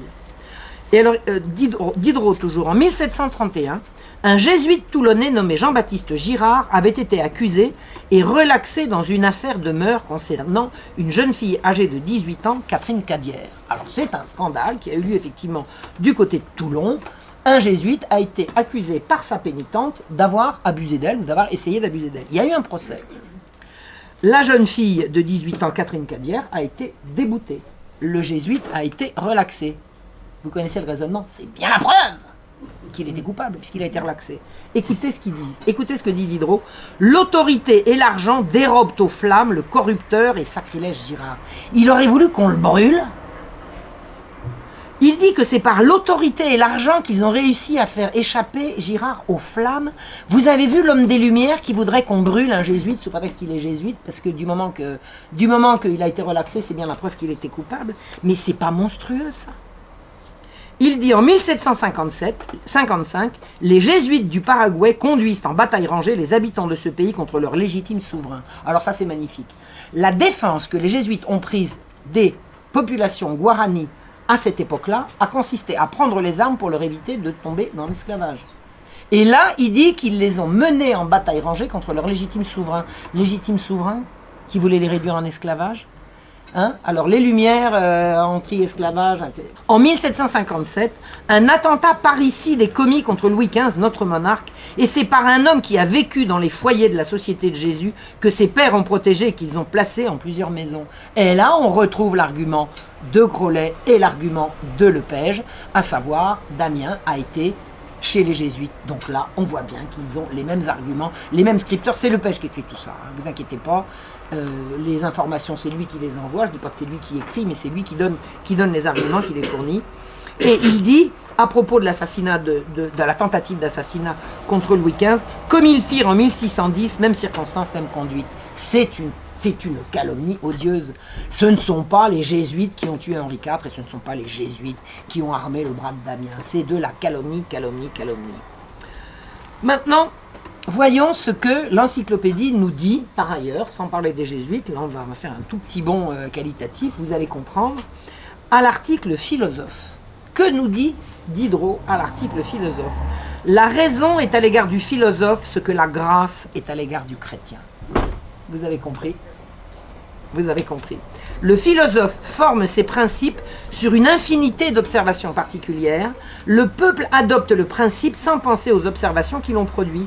Il croit que la maxime existe pour ainsi dire par elle-même, mais le philosophe prend la maxime dès sa source, il en examine l'origine, il en connaît la propre valeur, et il n'en fait que l'usage qui convient. C'est comme la grâce, il y a ceux qui sont intelligents, qui ont la raison. C'est les philosophes, et le reste, la racaille, n'y comprend rien. C'est exactement comme la grâce, et c'est lui qui le dit, la grâce est la raison est au philosophe ce que la grâce est aux chrétiens. C'est-à-dire, c'est l'élaboration, la théorisation d'un élitisme, mais un élitisme de classe. Un élitisme de classe. Là, c'est pas seulement qu'il y a des gens qui sont nés avec l'intelligence et d'autres pas, c'est le philosophe est intelligent, et le peuple, c'est eux qui le disent, le peuple n'y connaît rien. Et ça prépare toutes les dictatures qui vont venir. À l'article mendiant, on trouve dans l'encyclopédie gueux ou vagabond de profession qui demande l'aumône par oisiveté et par fainéantise au lieu de gagner sa vie par le travail. L'encyclopédie considère qu'un mendiant, c'est pas un honnête homme qui a tout perdu et qui veut pas voler, c'est un cossard, c'est un flemmard. Eh bien, toute l'idéologie qui a présidé à la naissance et au fonctionnement de l'hôpital général, qui était le lieu de renfermement des pauvres, c'était tenu par les jansénistes, c'est cette idéologie-là qui était appliquée. Salaud de pauvres. Salaud de pauvres. Et il dit, quant aux vagabonds de profession, on a des travaux utiles dans les colonies où l'on peut employer leurs bras à bon marché. Ah, c'est pas beau ça. Donc, les mendiants qui ne veulent pas travailler, on les déporte. On les déporte. Alors, incidemment, pourquoi est-ce qu'on va déporter les mendiants, au fait? On a déjà des esclaves. Ah bah oui, seulement le taux de l'esclave, le prix de l'esclave monte en flèche. Il faut trouver des solutions de rechange. Et je vous donnerai, si ça vous intéresse, toutes les références là-dessus. J'ai le nom, j'ai la date de publication. Le prix de l'esclave devient prohibitif. On va trouver d'autres solutions. Merci l'encyclopédie. Voilà. Donc tout ça, c'était la morale de la Compagnie du Saint-Sacrement qui a été reprise par les jansénistes, la haine du pauvre et le mépris pour les petites gens. Incidemment, à propos de l'hôpital général, l'encyclopédie était le dictionnaire du XVIIIe siècle, on peut dire. Hein. C'est le gros dictionnaire qui, par entrée alphabétique, va faire le point de l'état de la société, des idées, des techniques, de tout. Et à l'article hôpital, il n'y a rien. L'article hôpital, il n'y a rien. Il n'y a rien sur l'hôpital général. L'hôpital général est l'institution dont la bagarre pour la tête a fait l'objet je vous ai expliqué en 2 mots, d'une grève de général de la magistrature. Ça a été la grosse affaire. Le trône a vacillé dans l'affaire de l'hôpital général. C'est la plus grosse institution de l'époque. Il y a à Paris, rien qu'à la Salpêtrière, plus de 6000 femmes qui vivent sous l'autorité de l'hôpital général. Vous avez la Pitié pour les petits-enfants, vous avez Bicêtre pour les hommes, vous avez des hôpitaux généraux absolument partout en France. Il n'y a pas un mot dans l'encyclopédie sur l'hôpital général. Pas un mot, pas une ligne. Pas une ligne. L'hôpital général est tenu par les jansénistes et les jansénistes ne veulent pas qu'on parle de l'hôpital général parce que c'est chasse gardée. Alors je ne vous dirai pas ça tout de suite aujourd'hui, mais je peux vous dire que pour avoir mis le nez dans les registres d'entrée et de sortie de l'hôpital général, je peux vous dire que des milliers de petits-enfants en disparaissaient sans destination connue. Maintenant, je vous laisse conclure, et ça sera pour une autre fois si vous voulez. Incidemment, le livre que j'ai écrit, qui a fait l'objet de mes études à l'université, de mon DEA, parce que j'ai passé un DEA sur le sujet, c'est Les enfants perdus de l'hôpital général, va bientôt ressortir. Parce que quand il est sorti en 2008, il a fait l'objet d'un silence assourdissant, personne n'a repris. Et maintenant, Contre-Culture va le ressortir prochainement, donc je peux éventuellement revenir vous en parler. L'hôpital général était l'objet d'un trafic d'enfants absolument abominable. Abominable, voilà. Maintenant, arrivons à au troisième sujet qui tient ensemble jansénistes et Jean des Lumières. En 1763, c'est-à-dire 1 an après avoir obtenu l'interdiction des jésuites, le cher Lachalotais, toujours lui, va publier un essai d'éducation nationale et un plan d'études pour la jeunesse, qui au moment où il est publié, va être traduit en hollandais, en russe et en allemand. Ces gens-là ont les moyens, ils ont en tout cas un beau carnet d'adresses, et la poste fonctionnait très très bien à l'époque. Voilà. Alors, c'est bien un système d'éducation, je veux dire, qui va être contre un système d'éducation pour tous, hein? Ah non, pour tous, non, attendez. Qu'est-ce qu'il écrit en préambule? N'y a-t-il pas trop d'écrivains, trop d'académies et trop de collèges? Ah, c'est ça, le problème de la France à l'époque, c'est qu'il y a trop d'écoles. C'est bien ça qu'il dit. Alors même qu'on se plaint de manquer de bras. Eh oui, écoutez bien le raisonnement. Le peuple même veut étudier. Voilà ce que c'est. Les jésuites ont mis des collèges partout, voilà que le peuple demande à étudier. Écoutez la suite. Des laboureurs, des artisans envoient leurs enfants dans les collèges des petites villes. Le bien de la société demande que les connaissances du peuple ne s'étendent pas plus loin que ses occupations. Donc le plan d'éducation de M. Lachalotais, c'est sortez les pecnos des écoles. On n'a pas besoin d'eux. Eh bien, qu'écrit Voltaire à la publication de ce magnifique essai? Je vous remercie de proscrire l'étude chez les laboureurs. Moi qui cultive la terre, je présente requête pour avoir des manœuvres et non des clercs censurés. Voilà. Donc moi qui cultive la terre, c'est moi qui suis propriétaire terrien, vous savez. Alors, l'image de Voltaire cultivant la terre, hein, c'est drôle. Donc, il présente requête pour avoir des manœuvres et non des clercs censurés. Vous savez ce que c'est qu'un clerc censuré? Ces gens sont tellement méprisants le principe d'éducation au peuple, c'est que dès qu'un laboureur va apprendre à lire et à écrire, ça va en faire un clerc tonsuré. Ben non, passons pas la tonsure parce qu'on savait lire et écrire. Vous voyez ce que je veux dire? Mais ça, c'est tout le mépris qu'il en explique. Eh bien, ça c'est le grand Voltaire, mais le grand Rousseau, il n'était pas en reste. Eh bien, le grand Rousseau, il a écrit dans la Nouvelle Héloïse, « N'instruisez point l'enfant du village, il ne lui convient pas d'être instruit. » Ça, c'est les Lumières. Donc vous avez à ma gauche les jansénistes qui nous expliquent qu'il y a trop d'écoles, et à ma droite les Lumières qui applaudissent en disant « Vous avez raison, sortez les gueux, on n'a pas besoin d'eux. » Et dans son essai sur l'éducation, alors ça, tout ça, je vous assure, on vit une époque merveilleuse. Tout ce que je vous dis, comme je vous ai fait des citations, si vous avez pris les citations, vous cherchez sur un moteur de recherche sur Internet, vous ouvrez des guillemets, vous faites la citation, vous fermez les guillemets, vous allez trouver tous les originaux de ça en PDF. Vous pouvez tout vérifier, tout ce que je raconte. Hein. D'ailleurs, si un jour je me trompe, il y a toujours quelqu'un pour venir me le dire, je rectifie, et la plupart du temps, je ne me trompe pas, et on ne se contente de m'insulter, personne pour l'instant ne m'a pris la main dans le sac. Voilà. Alors, j'ai le droit de me tromper pour l'instant. Personne n'a encore réussi à le démontrer. Mais je vous invite à vérifier ce que je dis parce qu'on n'est jamais trop prudent avec la vérité historique. Alors, voilà ce que Lachalotais écrit à l'intérieur de son essai sur l'éducation. Écoutez bien parce que c'est savoureux. À l'égard de l'usage de l'histoire, alors une fois qu'il a dit qu'il fallait virer les laboureurs et les fils d'artisans, il va expliquer tout ce qu'il faut faire pour donner une bonne éducation. On va virer le latin, on va virer le grec, toutes ces vieilles lunes, là on va leur apprendre ceci, ceci et cela. Et il explique, à l'égard de l'usage de l'histoire, on a un petit livre de l'abbé de Saint-Réal qui est bon, mais ce qui vaut mieux, sans comparaison, c'est ce qu'a dit M. de Voltaire dans son 7e tome, l'édition de 1757, des mélanges de philosophie, de littérature et d'histoire, chapitre 60-61, ce qu'il a inséré dans quelques préfaces. Alors écoutez, faire passer Voltaire pour un historien, oh, là c'est monstrueux. Il ment, Voltaire, il ment comme un arracheur de dents. Il n'y a rien de crédible. Du moment que Voltaire vous dit quelque chose, sachez que ça cache quelque chose, en tout cas ça cache la vérité. Du moment qu'il le dit, c'est que c'est pas vrai. Je dis pas que... Attendez. Si c'était vrai, il se donnerait pas la peine de le dire.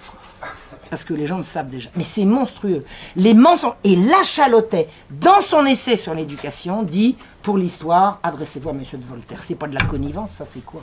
Attendez, c'est quoi? Et il termine, quand il établit des vérités, personne ne les établit mieux et ne les présente si bien. Ah ça, pour tourner le mensonge, il était le roi. Ça, c'est vrai qu'il avait une maîtrise de la langue qui était absolument exceptionnelle. Et ce qu'il dit est vrai, sauf que c'est pas la vérité. Ça, c'est pour le mensonge. Il n'est pas possible de redire ce qu'il a dit sans l'affaiblir. N'essayez pas de paraphraser Voltaire, ce qu'il a dit est parfait. Dans un essai sur l'éducation, qu'est-ce que c'est que cette connivence, ce léchage de bottes publiques? C'est une honte. Le haut magistrat janséniste lèche les bottes du philosophe pseudo-martyr de la liberté d'expression. Le malheureux Voltaire, pourchassé pour sa liberté de penser, un magistrat qui vient d'avoir la peau des jésuites qui étaient les premiers éducateurs au royaume de France, se vante l'ignominie d'un Voltaire en le faisant entrer. Vous savez, même Diderot, dans son article jésuite, passe un petit coup de brosse à reluire à Voltaire.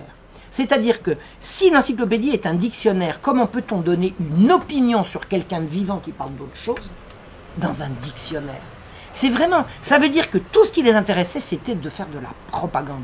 C'est vraiment là qu'on peut voir à quel point ce n'est pas du travail de recherche sérieux et c'est pas une recherche de la vérité. C'est vraiment, ce sont des propagandistes. Et là, vraiment, propagandistes, des Lumières et des jansénistes, ce sont véritablement les mêmes. Maintenant, ces gens-là, les uns et les autres, ont également des vues communes sur le grand problème, le grand sujet qui est l'économie. Que disent les Lumières? Théorie des Lumières, laissez faire, laissez passer. Laissez faire, c'est-à-dire supprimons les corporations, laissons n'importe quel ouvrier fabriquer n'importe quoi à n'importe quel prix et à n'importe quelle qualité et mettez-le sur le marché. Ça, c'est laisser faire. On va supprimer les corporations et prolétariser d'un seul coup toute une population ouvrière qui, depuis des siècles, travaille sous la protection à la fois du roi et de la corporation qui leur fournit la sécurité sociale, l'assurance veuvage, l'assurance, etc. Tout ce qu'il a fallu attendre 150 ans pour pouvoir récupérer, à l'époque, ça fonctionne. Donc, laisser faire, ça veut dire supprimer les corporations et laisser l'ouvrier tout seul, tout nu, devant la barbarie économique, négocier son contrat de travail avec un gars qui va avoir le pouvoir ça donnera les émeutes de la Révolution, c'est comme ça que c'est venu, c'est pas autrement. Hein. Pardon? Pardon. Enfin, excusez-moi, excusez-moi. Bon, donc, Quesnay s'est laissé passer, c'est-à-dire comment peut-on interdire au blé de sortir de là où il a été pour Quesnay, l'interdiction de libre circulation des grains, c'est une monstruosité, et c'est pas que Quesnay, c'est toute l'encyclopédie va reprendre, Voltaire y compris, le blé, on interdit au blé de circuler, mais le blé ne circule pas tout seul, pour que le blé circule, il faut qu'il y ait des marchands qui l'achètent et qui le revendent. Or, dans le système tel que régi par les rois à travers les siècles et les siècles et les siècles, le blé circulera quand la population qui l'a produit et qui habite à côté se sera d'abord servie. C'est-à-dire qu'on protège le consommateur contre le marchand. À partir du libéralisme, à partir de Turgot, à partir de Quesnay, on va protéger le marchand contre ce salaud de consommateur qui veut se servir le premier, alors que le marchand a droit à un légitime profit. Qu'est-ce que c'est que le légitime profit du marchand? C'est de passer chez le producteur, de tout rafler au bas prix, de resserrer chez lui et d'aller vendre là où ce sera le plus cher pendant que la population hurle qu'elle a faim, ça sera la guerre des farines. Et la Révolution française, ne cherchez pas, la Révolution française a deux causes, le prix du pain et la suppression des protections ouvrières. C'est ça et c'est pas autre chose. Et après on va nous la jouer, enfin bon, vous connaissez la suite. Qu'écrit la Chalotais, toujours mieux, le 20 août 1764. Enfin, grâce à sa majesté et au ministre qui régit ses finances, le système des prohibitions paraît abandonné sans retour. Système fatal qui défendait au sujet d'un même souverain de se prêter de mutuels secours, ce qui interdisait entre la France et les autres nations cette communication dans les échanges du superflu avec le nécessaire. Il veut faire croire que l'interdiction de faire sortir les blés avant que le peuple se soit servi, ça consistait à interdire aux régions où le blé manquait de pouvoir bénéficier du blé où il était abondant. Abondant, ça n'a jamais été le cas. Une fois que la population s'était servie, les marchands pouvaient effectivement, et avec bien évidemment sous la surveillance et avec l'aide des autorités, faire passer le blé là où il manquait. Ces gens qui mentent comme ils respirent font croire qu'on interdisait les échanges entre une province excédentaire et une province déficitaire. C'est absolument faux. Donc ce qu'il dit, enfin, écoutez bien, les permissions particulières, cette ressource inutile qui enrichissait quelques particuliers aux dépens de la nation, ne décourageront plus le cultivateur. Le cultivateur mourrait parce qu'on avait besoin de permissions particulières pour faire sortir le blé. Mais ce n'est pas le cultivateur qui mourrait, c'est le spéculateur qui avait investi et qui voulait du bénéfice plus gros. Ça c'est sûr, ça c'est sûr. Le capitalisme, c'est là que ça se joue. Le capitalisme sauvage qui nous tue, qui dirige le monde, c'est là que ça s'est joué. C'est là que ça s'est fait. Nous ne craindrons plus les disettes, ni, écoutez bien, ce qui était presque aussi redoutable, la trop grande abondance des récoltes. À votre avis, qui est-ce qui souffre de la trop grande abondance des récoltes? Ce ne serait pas plutôt celui qui a investi puis qui... Hein? Ben, évidemment. Évidemment, c'est pas le paysan. Le paysan, si le prix du blé baisse, eh ben, il est content, parce qu'avec ce qui lui reste dessus, il va pouvoir acheter autre chose que du pain.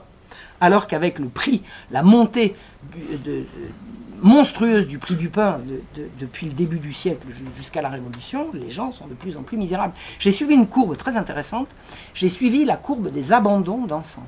Ça suit le prix du pain. Vous avez le prix du pain et vous avez la courbe des abandons d'enfants. Parallèle, c'est un delta. Et vous avez d'excellents historien du 19e siècle qui dit le 19e siècle est quand même un siècle où la femme ne s'intéresse plus à son petit, le délitement des mœurs, mauvaise mère et tout. Non, une femme qui abandonne son enfant parce qu'elle ne peut plus le nourrir, elle essaye de le sauver, la malheureuse. Et ça, je l'ai vu parce que je suis allé vérifier les petits billets qui étaient accrochés au linge. On a gardé tout ça. Hein. Les femmes supplient qu'on sauve leur petit. Si elles l'abandonnent, c'est pour lui sauver la vie. Et ce sont des crève-cœurs. Et tous ces salauds d'historiens du 19e siècle qui ont raconté que les mères au 18e siècle, elles n'aimaient pas leurs gosses parce qu'elles les abandonnaient, sont des salopards. Là, ça, c'est ma fibre féminine qui bout. C'est absolument odieux. Puis alors, il y en a d'autres qui ont écrit des horreurs, mais je ne veux pas d'ennui. Voilà. Donc le résultat de cette libéralisation, ça a été une misère effroyable et le recul du roi. Et en 1775, la guerre des farines, soulèvement généralisé, on tire dans le tas, etc. Ça s'arrête et puis après, 1789, vous avez entendu parler, il a dû se passer quelque chose, c'est la suite. Voilà. Alors, petit service entre amis. Le 1er novembre 1764, extrait de la correspondance littéraire de Grimm. Correspondance littéraire, c'est les copains. Hein. C'est pas l'encyclopédie, mais c'est les comparses. Grimm écrit « Réquisitoire de Lachalotais pour l'enregistrement de l'édit sur la liberté du commerce des grains. Ce magistrat est le seul du royaume qui ait les idées et le ton d'un homme d'État. » Voilà. Voilà ce qu'on dit d'un magistrat janséniste quand on est la correspondance littéraire de M. Grimm. Ça s'appelle un renvoi d'ascenseur, je crois. Le 1er octobre 1765, Grimm toujours écrit « Élie Fréron ». Alors, Élie Fréron était un ennemi personnel de M. de Voltaire. Pourquoi? Non pas que Élie Fréron n'aimait pas Voltaire, mais Voltaire haïssait Élie Fréron. Pourquoi? Parce qu'Élie Fréron était critique littéraire et que Voltaire voulait qu'on dise que ce qu'il faisait était génial. C'est tout. Il n'y a pas d'autre raison de la haine de Voltaire contre Élie Fréron, qui était un honnête homme, qui était un très bon critique, qui était également un bon chrétien, mais ça, vraiment, il n'aurait pas dû. Ça, il n'aurait pas dû. Il n'aurait pas dû. Écoutez ce qu'écrit Grimm. Alors, il écrit « Élie Fréron, critique haï de Voltaire, émet des doutes sur l'innocence de Calas. » Eh oui, il n'y a pas que Marion Sigaud qui trouve que Calas a peut-être bien tué son fils. Élie Fréron, il allait regarder les pièces, il disait « Qu'est-ce que c'est que cette histoire? Qu'est-ce que c'est que cette histoire? C'est un sacrilège, un malfaisant, horreur, enfer et damnation, il a touché à l'idole. L'affreux Élie Fréron a émis des doutes sur l'innocence de Jean Calas. » Et il écrit « Cette bassesse, commise après le jugement souverain rendu en faveur de ces infortunés, mériterait même une punition exemplaire. » C'est-à-dire qu'on en appelle à la poursuite d'un écrivain, d'un critique, qui émet des doutes comme il pense qu'il a le droit de le faire, et on en appelle à des sanctions contre lui. Ça s'appelle la liberté d'expression, ça c'est les Lumières, vous inquiétez pas, ça a fonctionné comme ça, d'un bout à l'autre. Et Grimm continue. Jean Fréron vient de faire un voyage en Basse-Bretagne pour recueillir la succession d'une nièce qui lui est échue inopinément et qu'on dit assez considérable vu le trafic lucratif que la défunte faisait de ses charmes dans les ports les plus fréquentés de la province. Élie Fréron va en Bretagne recueillir un héritage et on raconte que la nièce en question faisait la pute sur les ports de Bretagne. Ça s'appelle comment ça? Diffamation et calomnie. Calomnie, c'est fondé sur rien. On sait qui a inventé ça, c'est Voltaire. C'est Voltaire. Voltaire envoie ça contre Élie Fréron et Grimm publie. Et Élie Fréron, qu'est-ce qu'il avait contre ça? Il avait que ses yeux pour pleurer. Eh bien, écoutez la suite. En passant par Rennes, Jean Fréron a cru pouvoir disserter sur les affaires du Parlement de Bretagne, comme sur le procès du malheureux Calas.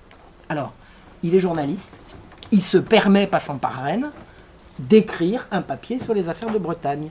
Monsieur de la Chalotais, procureur général du roi, instruit de ses propos, l'a fait venir chez lui. « Comment vous appelez-vous »« Monseigneur, je suis Fréron. Je ne connais pas Fréron, mais on m'a rendu compte de vos propos et je vous conseille de quitter Rennes sous 24 heures si vous ne voulez pas qu'on en fasse justice. » Merci qui? Merci qui? La Chalotais, les Lumières, on veut se débarrasser de Fréron. Voltaire ne peut et Grimm ne peuvent que le diffamer. Eh bien, monsieur de la Chalotais, qui est procureur général, va se charger de le faire chasser. Élie Fréron était tête de turc des uns et des autres. Voilà. Donc, les jansénistes ont fini par gagner. La constitution civile du clergé, c'est eux. L'expropriation des biens de l'Église, c'est eux. Et la victoire des Lumières, le libéralisme économique, le renversement du dernier rempart protecteur des peuples, à savoir le roi, c'est eux qui l'ont fait tomber. Voilà. Donc, amis ou ennemis? Voilà.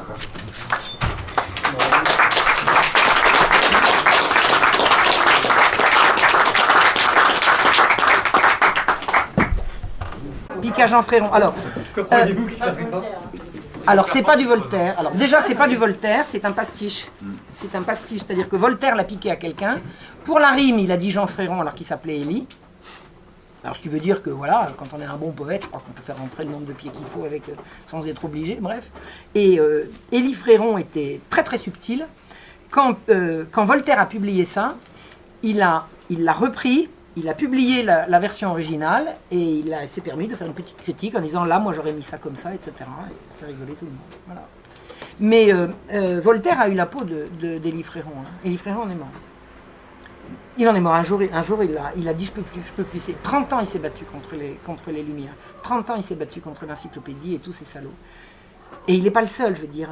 Vous aviez La Baumelle, par exemple, il en est mort aussi. Vous avez des gens qui ont été tellement harcelés par leur vilenie, par leur méchance, ils battaient des libelles partout. Il y en a vraiment plusieurs qui en sont morts, et notamment Élie Fréron, qui était un homme d'une grande qualité, à la fois professionnelle et humaine. Un jour, il a eu une attaque. Je peux plus, là je peux plus. Je peux plus. On lui avait plusieurs fois interdit son journal, on l'a fait mettre à la Bastille, on l'a ruiné. Enfin, c'était affreux. Et Élie Fréron avait une chose qui était absolument impardonnable, c'est que son journal se vendait beaucoup. Parce qu'il était de grande qualité. Donc ça, c'était impardonnable. Voilà. Donc, vous avez vu la connivence entre la Chalotais, c'est invraisemblable. Quel était le nom du journal, s'il vous plaît? C'était les Nouvelles Littéraires. Est-ce que c'était... Il y en a un, c'était les Nouvelles Littéraires. L'Année littéraire. Fréron, c'était l'Année littéraire. Et que Voltaire appelait l'âne littéraire, bien évidemment. Il ne fallait jamais louper. Quel était le lien entre les protestants et les jansénistes? Pas de lien. Pas de lien. C'est pourtant très proche. Alors, c'est très proche, mais le lien doit être recherché. Non, pas de lien à ma connaissance. De toute façon, les jansénistes, les protestants avaient adopté profil bas. C'est-à-dire ceux qui étaient restés, qui n'avaient pas fui au moment de la révocation de l'édit de Nantes, adoptaient profil bas. Mais Voltaire a fait beaucoup pour eux, pour le coup. Alors là, c'est pas les jansénistes. Les jansénistes ont essayé de tyranniser les protestants. Quand le cardinal de Noailles, au début de la Régence, est arrivé au Conseil de Conscience, c'est-à-dire une espèce de ministère, il est devenu une sorte de ministre des cultes, il est allé voir le régent en disant « Mais enfin, il paraît, il y a encore des protestants ici, il faudrait recommencer les persécutions. » Et le régent lui a dit « Dites donc, vous réclamez la fin des persécutions contre vous, vous les lancez contre les autres, sous mon gouvernement, ça ne se fera pas. » Il l'a renvoyé dans les corps. Il était prêt à relancer des poursuites contre les protestants. Celui qui a le plus fait pour les protestants, c'est Voltaire avec l'affaire Calas. Hein. Il a réussi à faire réhabiliter un gars qui vraisemblablement avait tué son fils, pas par malignité, mais dans un coup de colère, parce que l'autre lui avait volé, et il tapait dans la caisse, il fichait rien, et voilà, c'est un drame familial. Et Voltaire a tant et si bien fait dans l'affaire Calas qu'il a fait passer les catholiques pour d'affreux fanatiques, odieux, obscurantistes, et les protestants pour les malheureuses victimes. Ils ont fait une belle carrière. Hein. Necker est arrivé comme ministre pas longtemps après. Oui. Il y a quelque chose de commun entre les jansénistes et les protestants, c'est la prédestination. C'est la théorie de la grâce. La théorie de la grâce, ils ont ça en commun. Mais ils ont ce qui les sépare, qui est très très clair, c'est que les protestants sont schismatiques, alors que les jansénistes veulent régenter l'Église et y rester. Ce n'est pas possible parce qu'avec le jansénisme, c'est la raison sans la révélation. Ça s'arrête là. Je comprends pas. La raison oui. Sans la foi. Autrement dit, la révélation, c'est quand même de croire tout ce que notre Seigneur, qui est la vérité, la voie. Oui, mais c'est pas. Oui, mais c'est pas là-dessus que se jouait. C'est pas là-dessus que se jouait c'est pas là-dessus que se jouait la différence entre les uns et les autres. Pour les protestants, on n'obéit plus au pape, et pour les jansénistes, on continue d'obéir au pape. Alors on lui désobéit tout le temps, on le harcèle, ils ont traité le pape comme vraiment au-dessous de tout, mais toujours en protestant que c'est par fidélité, comme ils ont fait la même chose avec le roi. C'est par fidélité qu'on vous empoisonne la vie. Durant tout le jansénisme. Ah non. Les pauvres ont tous fait. C'est la grande distinction entre le fait et le droit. Oui, alors le fait et le droit, c'est-à-dire que voilà, quand le pape disait ce que vous avez écrit là et là, c'est faux, ils disent mais non, c'est pas ça qu'on a écrit, vous n'avez pas compris. C'est-à-dire qu'on fait la différence entre le fait et le droit. Là, vous avez raison, bien. Ah, mais bien sûr, là vous avez raison, mais c'est pas ça qu'on a dit. C'est pas ça qu'on a dit. Et ils faisaient la différence entre le fait et le droit. Ce sont des emmerdeurs. Mais épouvantables. Et quand Louis XIV a dit, bon, maintenant c'est comme ça, il les a mis en prison, dès qu'il est mort, mais Louis XIV n'était pas mort depuis 12 heures, ils étaient déjà sortis. Louis XIV, dans ses mémoires, en évoquant l'affaire janséniste, entre autres disant que ce n'était pas des questions relevant du salut, oui. montre deux choses. La ruine de l'autorité politique et une situation quasi-schismatique. Il faut savoir qu'il y a eu des évêques en France qui faisaient ordonner leurs sujets par des évêques schismatiques, eux, de l'église d'Utrecht. qui était l'église janséniste.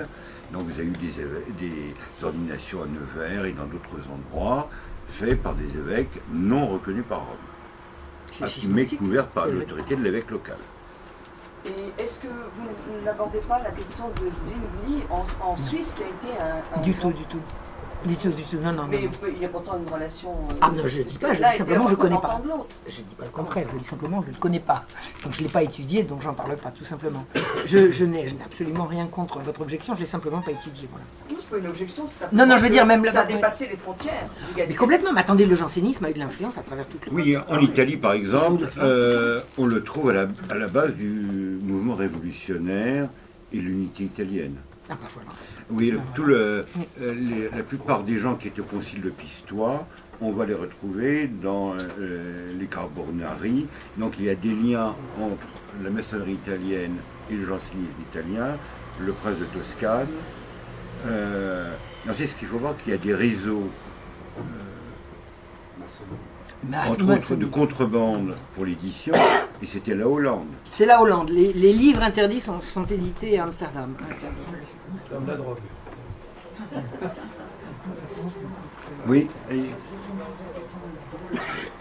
Plus fort. Est-ce que le dévot Tartuffe était janséniste? Alors non, il est... Alors, c'est... Je peux répondre? Oui, allez-y. Pas exactement. Tartuffe n'est pas une pièce antichrétienne. Du tout. Ça, c'est l'opinion qui a été fourrée dans le crâne par l'école laïque et obligatoire.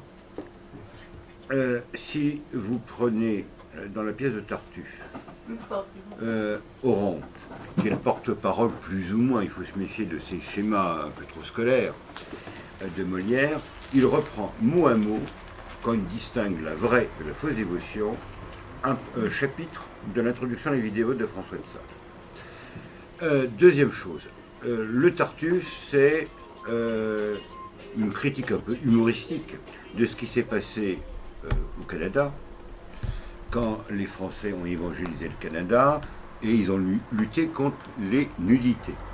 Ah non, c'est surtout la Compagnie du Saint-Sacrement. La Compagnie du Saint-Sacrement. Mais Monsieur de Laval et les missionnaires luttaient contre les nudités. Et ça faisait rire les esprits libres de l'époque. Voilà. Non, mais le Tartuffe, c'est quand même très exactement la Compagnie du Saint-Sacrement, qui est une compagnie de dévots qui a créé, inventé et rédigé les statuts de l'hôpital général. Ce sont eux qui ont voulu qu'on fasse ce qu'on appelait le renfermement des pauvres, dans lesquels ils ont mis la main sur les œuvres du bon monsieur Vincent, Saint Vincent de Paul.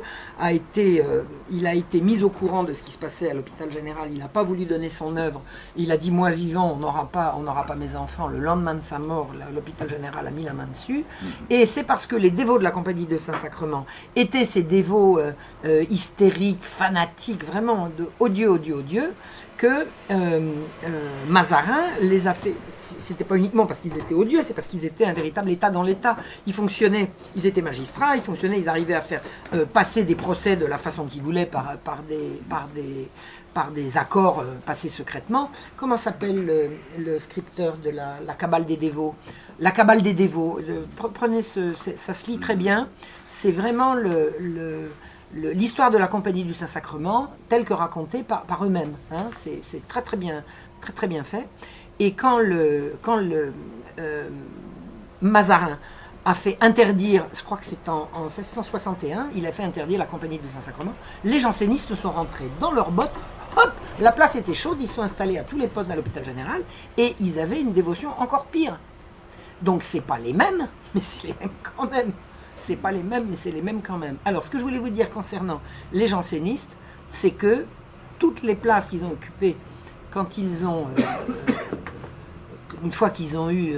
une fois que la Révolution française est arrivée, toutes les places qu'ils avaient occupées et qu'ils n'occupaient plus parce qu'il n'y avait plus de jésuites, il n'y avait plus d'ennemis, c'est les francs-maçons qui les ont prises. Les francs-maçons ont chaussé les bottes des jansénistes comme les jansénistes avaient chaussé les bottes de la Compagnie du Saint-Sacrement. Voilà. Et les francs-maçons les ont encore. Toutes les institutions de secours et d'aide aux enfants, aux miséreux, à tout ce que vous voulez, tout ça c'est tenu par les mêmes. C'est toujours tenu. Deux questions. Sur le plan théorique, le seul point commun que je verrais entre les Lumières et les jansénistes, outre la haine de Rome, ça serait notamment la négation du libre arbitre, puisqu'apparemment pas mal de gens des Lumières aussi le niaient. Mais est-ce qu'on peut voir un lien de près ou de loin avec leur alliance? Je ne vois pas quel lien on peut faire avec leur alliance. Une autre question. Je ne vois pas non plus, je ne sais pas comment répondre à ça, excusez-moi. Une autre question. Est-ce que vous avez lu un petit peu Rousseau, notamment à propos des calomnies faites par Diderot et par Voltaire, notamment les confessions de Rousseau? J'ai beaucoup de mal à lire Rousseau, je trouve rien de plus rasoir que Rousseau. Il faudrait que je m'inflige Rousseau, j'y arrive pas. Je me dis, hein, dans une autre vie, je dirais Rousseau. Rousseau fait état de calomnies de Voltaire et de Diderot. Ah, mais c'est juste, c'est absolument juste. Hein, c'est absolument vrai. Il aurait accusé de faire du proxénétisme sur ses élèves.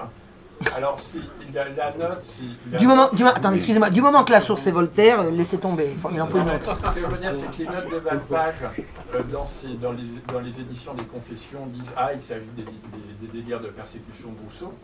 Sauf que, est-ce que vous avez lu Le Neveu de Rameau? Oui.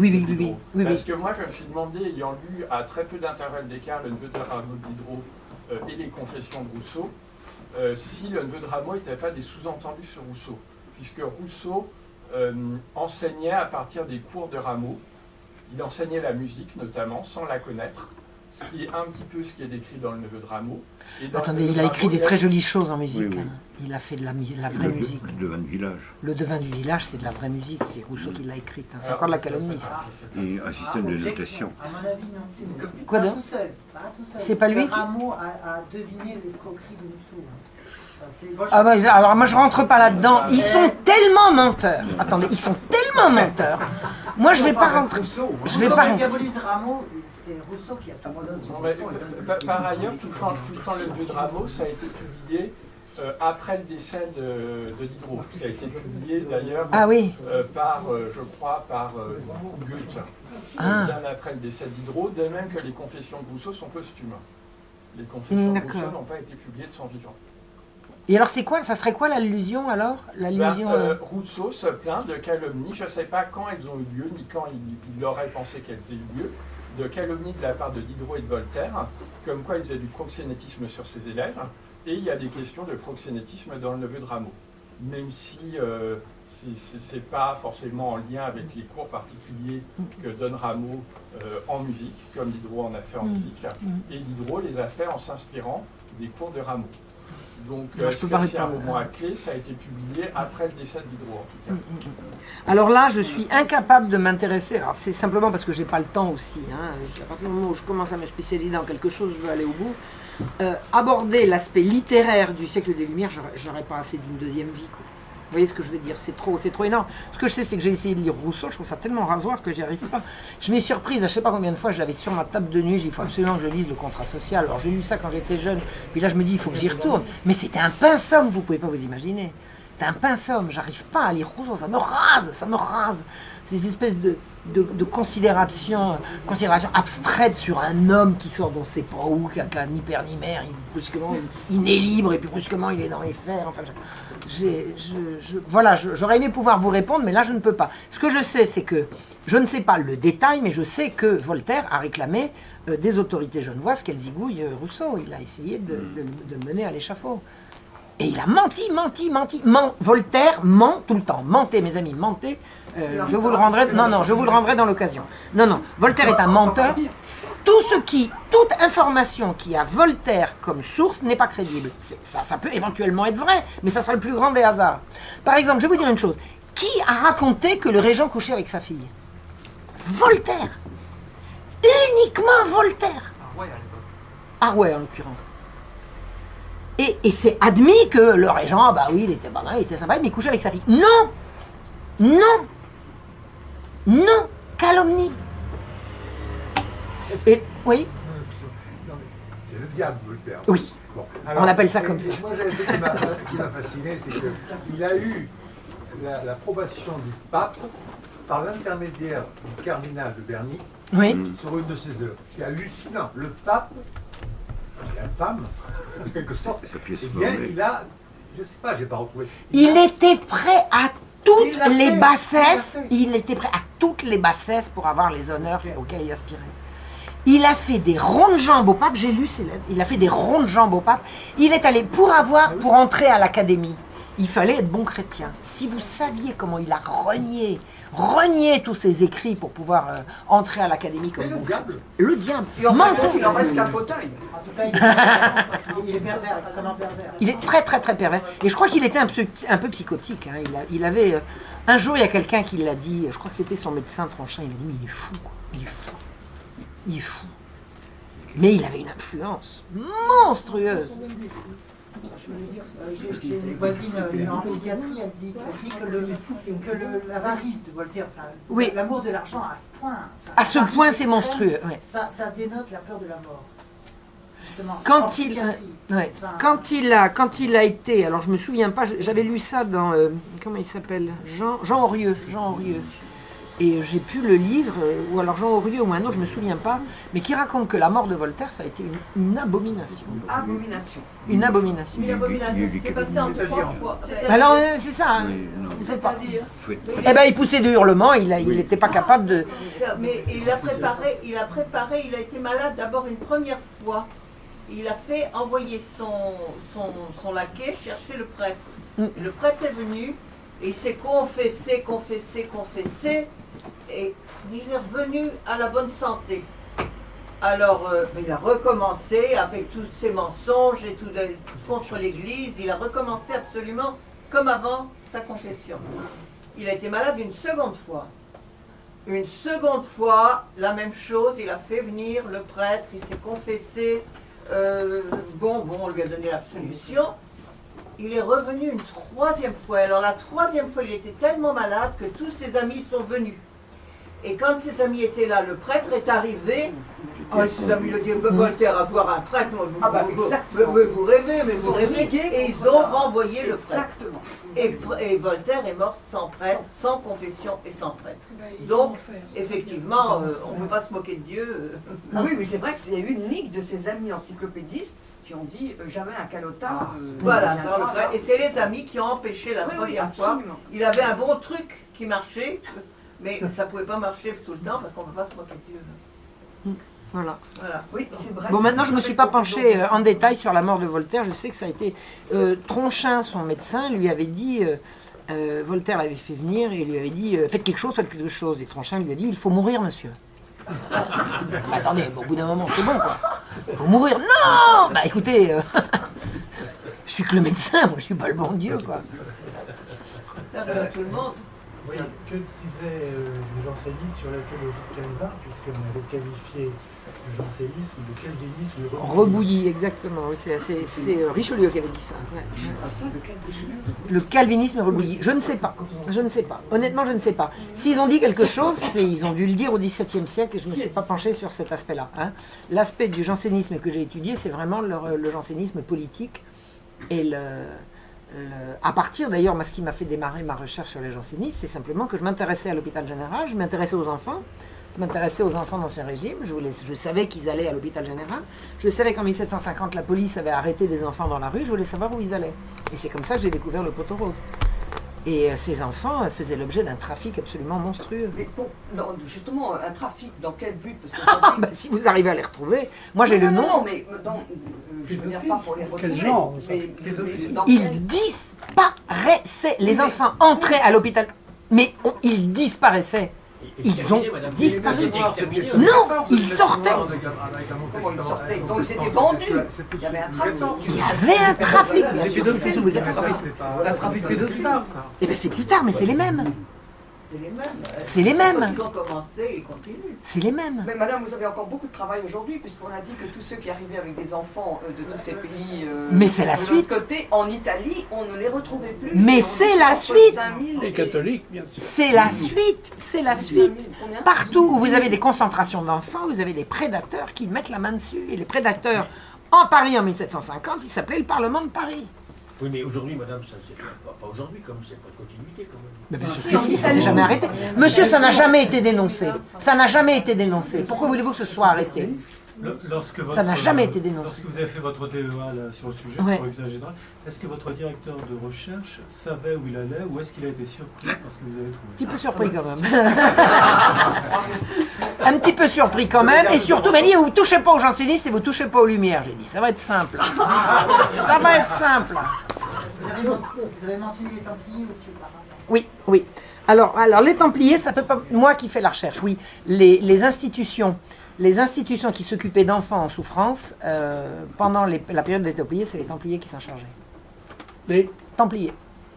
Dans certaines régions. Pour lesquelles le Félix Hubel. Ah bah moi je suis pas médiéviste. Alors il y a des gens sur le coup, Parce que c'est très mystérieux aussi. Bah, c'est très très mystérieux. Oui, enfin, beaucoup de choses sur les Templiers. c'est surtout extrêmement complexe et il y a plusieurs périodes. Oui, non, c'est plus compliqué que ça. C'est plus compliqué que ça.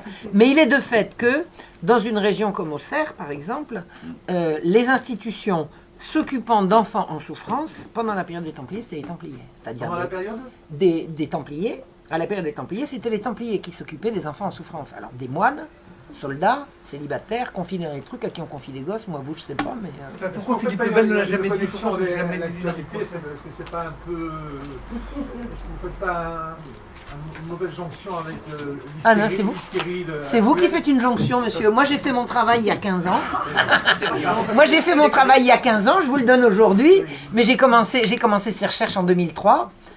En 2002, j'ai commencé ces recherches-là, donc on est en 2016, ça fait 14 ans que j'ai commencé, donc ça n'a rien à voir avec l'hystérie actuelle. Moi, je vous donne le fruit de mes recherches, le bouquin. Parce que le plus grand prédateur, c'est les pilules, hein. Faut pas, Les trafics d'enfants, c'est une abomination à travers les siècles, C'est une abomination. Et c'est vrai que ça continue, mais ça s'est jamais arrêté. Pour que des trafics d'enfants s'arrêtent, il faudrait qu'à un moment donné, quelqu'un les dénonce. Quand a-t-on dénoncé les trafics d'enfants?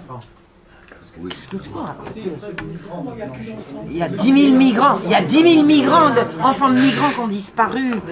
Les parents, Vous avez des enfants aujourd'hui, ils sont portés disparus, ils peuvent bien quelque part. Vous avez une affiche, tu vois des gens. Mais bien sûr. Devant une vitrine, on recherche un enfant disparu.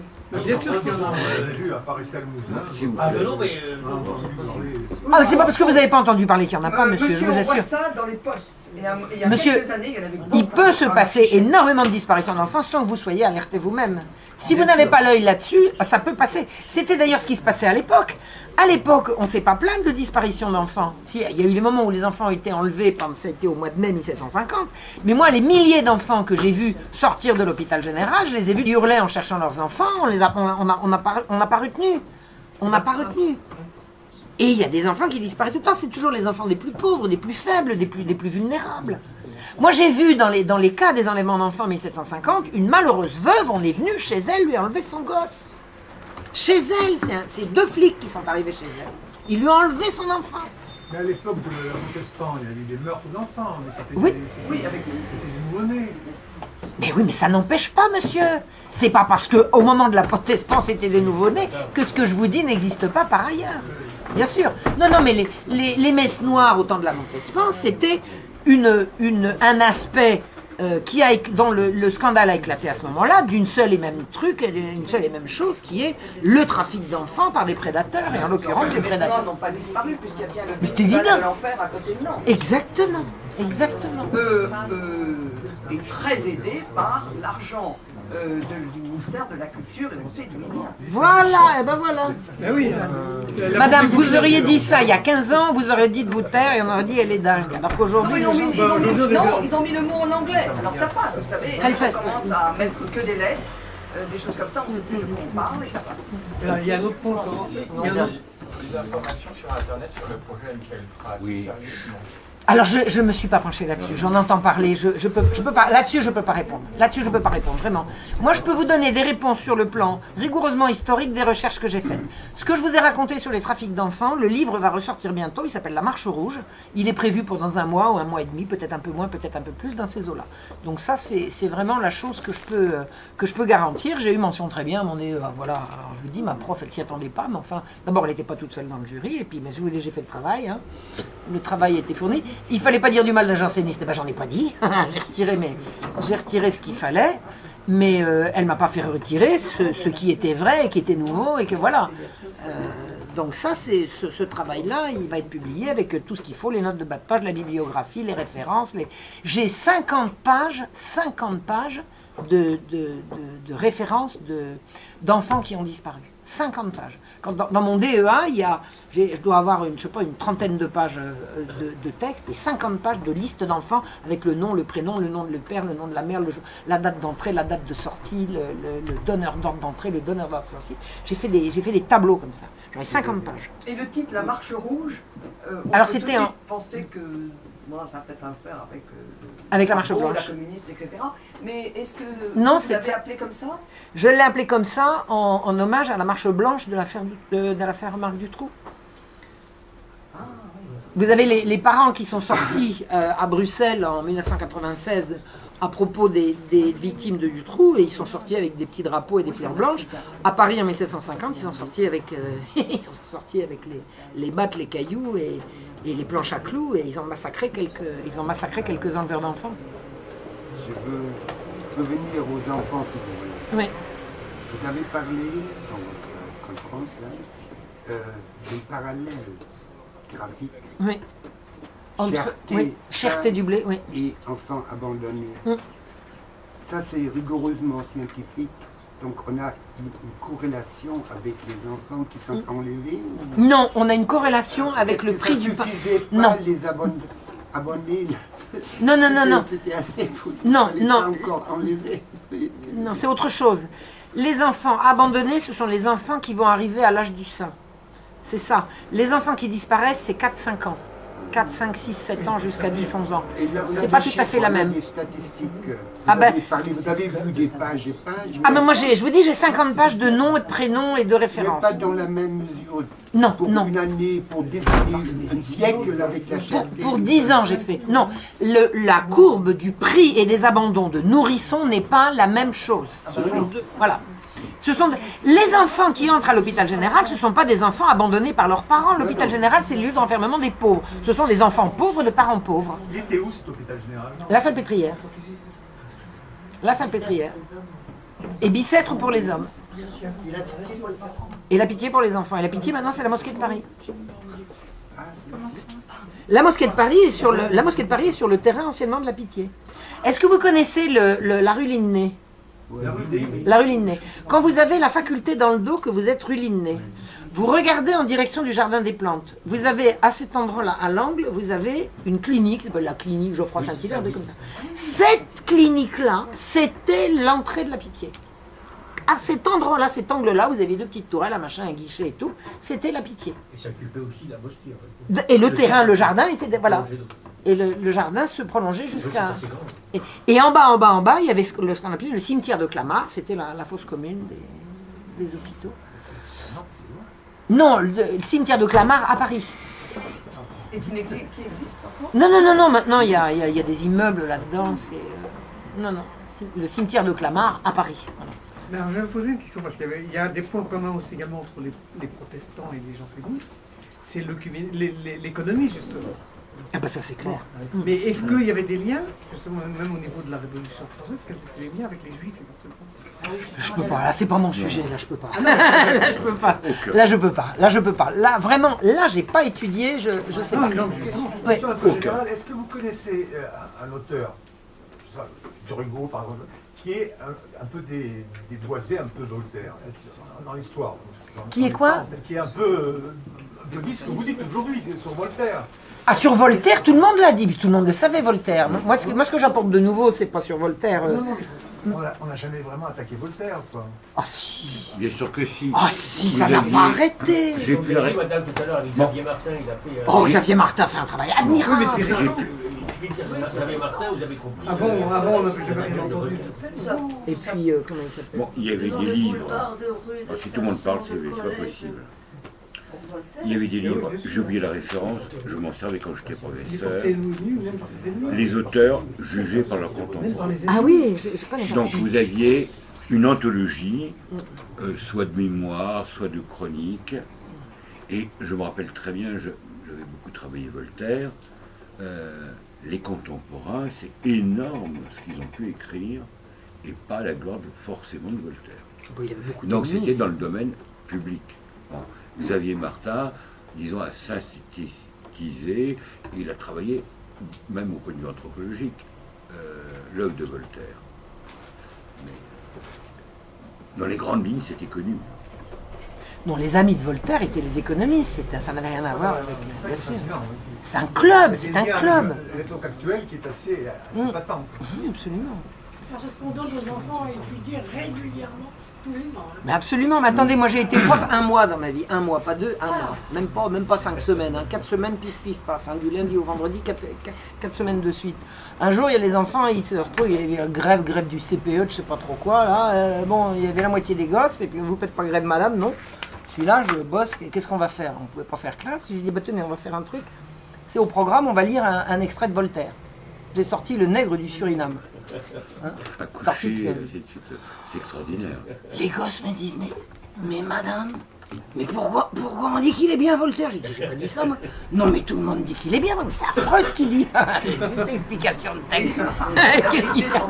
Alors là, mais vous savez le truc, voilà, là, il y a ça, qu'est-ce qu'il dit là? Mais c'est sa mère qui l'a vendu. Mais pourquoi il dit ça? J'ai adoré. On va arrêter là, peut-être? Très bien. Alors, j'ai apporté quelques livres. Oui, alors...